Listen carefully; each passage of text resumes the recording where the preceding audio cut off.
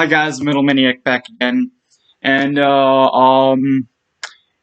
a review. This review I've been wanting to do for I don't know a year and a half now, and now I can finally do it. This review I'm gonna be reviewing the EP "I Will Be There" by Gogmagog.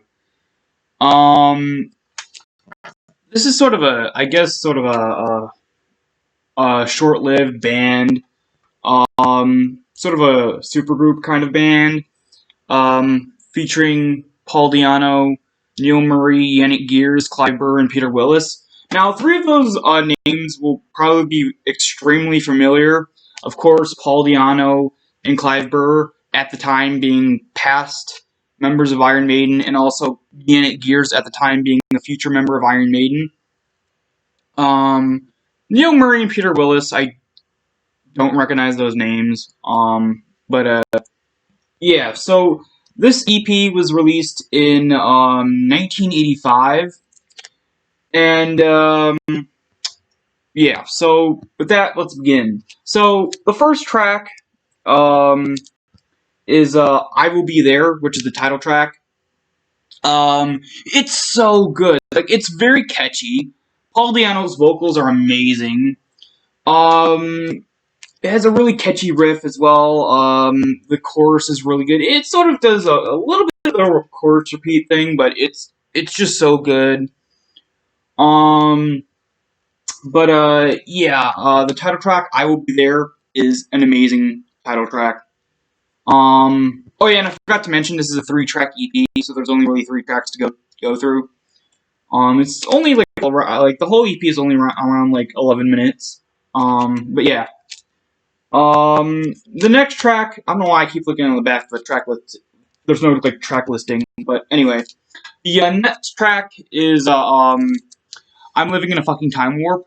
This one, the second track is also really good, but not as like the first track. "I Will Be There," great.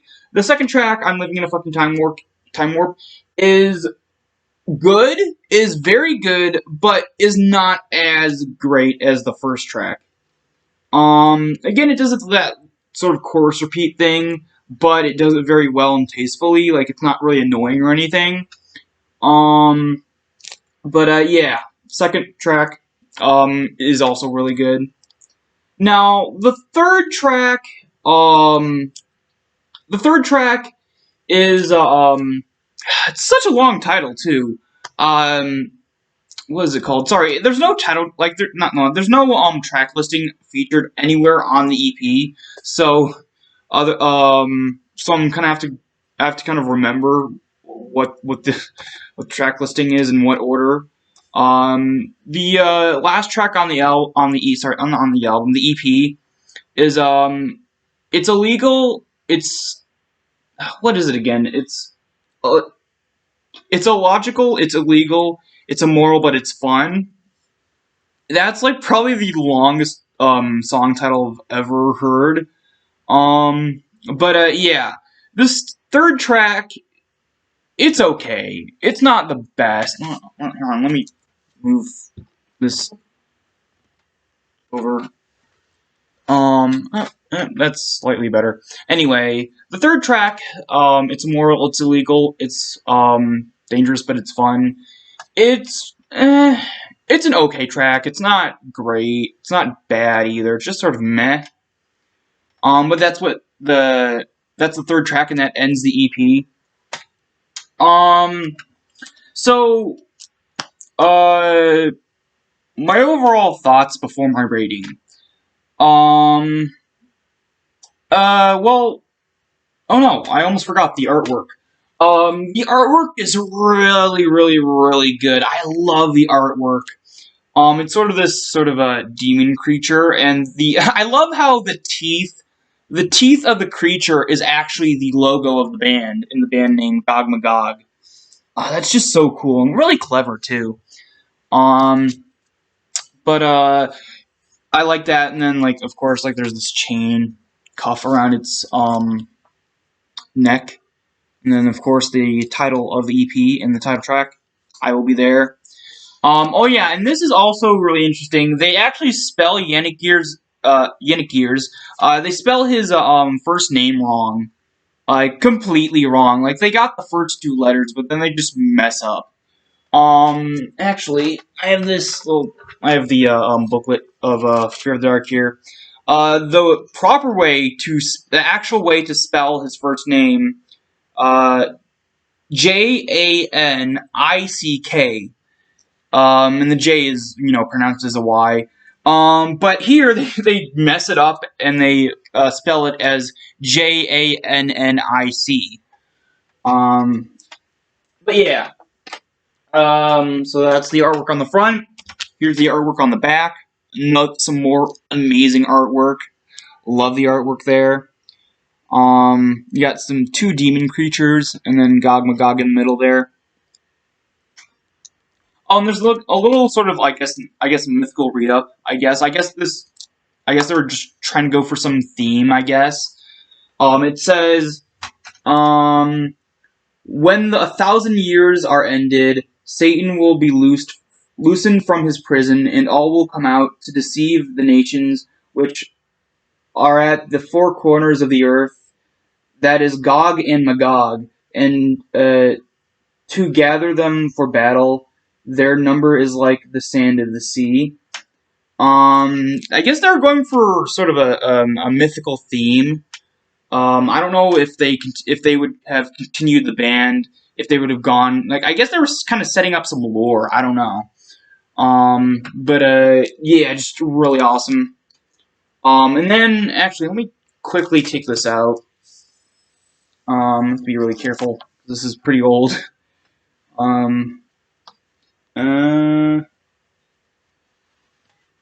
Sorry, there's something in here with the there we go. This is not a lyric sheet, actually. This is a piece of paper that basically chronicles the history of the band, how it was formed and stuff. It's titled Gogmagog the Project, and it's just, yeah, it's sort of a read up on the history of the band. It's really, really cool. Again, this I think I've said this in a couple other videos, but this EP was never re-released.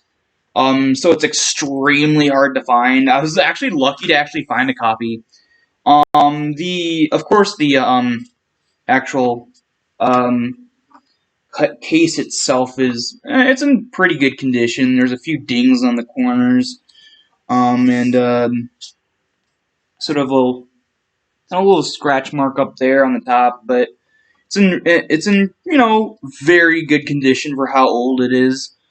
And then the vinyl itself is in excellent condition. I kind of had to dust it off a bit, but other than having a little bit of dust on it, it was in really good condition. Yeah. So my rating for this album. Sorry it took so long to get to the rating, but sorry, the EP. My rating for this EP. I'm gonna give it a 9 out of 10. The first two songs are amazing. The last song is okay, but I mean, the first two songs are just so good. I really wish they could have, been able to keep the band afloat and sort of come out with a full-length album. Because the music here is really good. It's not your traditional heavy metal. And it's not really like what you would really expect from Paul Di'Anno, considering that stuff that he's usually on is, for the most part, either more of the punk stuff or heavy metal side of stuff. So it's definitely heavy metal, like not early, but like midway through like the heavy metal that was going on in the UK at the time. It really has sort of a mixed bag of styles. Like, it really feels like even though it came out in the 80s, it really has sort of a mid to late 70s feel to the music, which is not bad. It really feels like a mix of really early heavy metal and hard rock with a little bit of prog in here, and a little bit of progressive like rock and metal as well. With maybe a little tinge of old 80s pop thrown in.